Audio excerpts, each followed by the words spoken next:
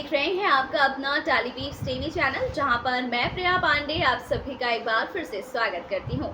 चलिए बात करें कलर्स टीवी के the most popular show Parineeti की। दोस्तों, सीरियल परिणीति की कहानी अब एक ऐसे मोड़ पर आकर रुकने वाली है जिस मोड़ का इंतजार हम लोग काफी लंबे समय से कर रहे थे कि वो घड़ी कब आएगी जब पार्वती, नीति, गुरविंदर, संजू और दिलजीत साथ ही राकेश को कब कैसे सजा देगी।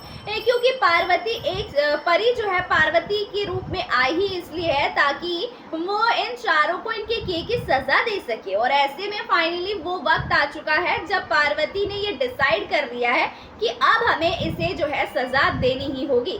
ऐसे में हमारी पार्वती ने नीति को, गुरविंदर को और संजू को किडनैप कर लिया है और दिलजीत की पिटाई विटाई करके उसे जेल भेज दिया है।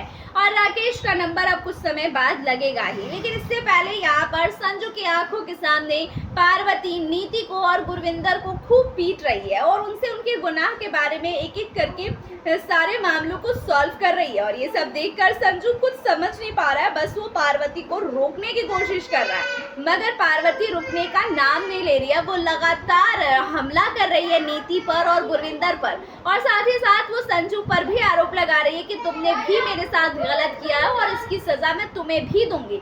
तुम लोगों ने मिलकर मेरे बच्चे को मुझसे छीन लिया, मुझे धोखा दिया, मुझे अंधेरे में रखा, मेरे साथ प्यार का झूठा नाटक किया। तो ये सब चीजें जो है यहाँ पर कहती नजर आ रही है पार्वती, और सबकी सजा अब पार्वती लोगों को देगी और बताएगी यहीं पर कि मैं इसीलिए परी हूँ, लेकिन इसीलिए मैं पार्वती बनकर लौटी हूँ ताकि तुम सबके किए का हिसाब कर सकूं।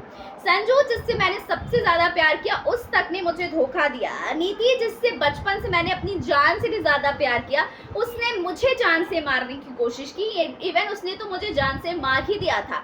इसीलिए मैंने एक नया जन्म लिया पार्वती के रूप में, ताकि मैं अपने बच्चे के कातिलों को मार सकूं, उन्हें सबक सिखा सकूं, उनको उनके किए की सजा दे सकूं।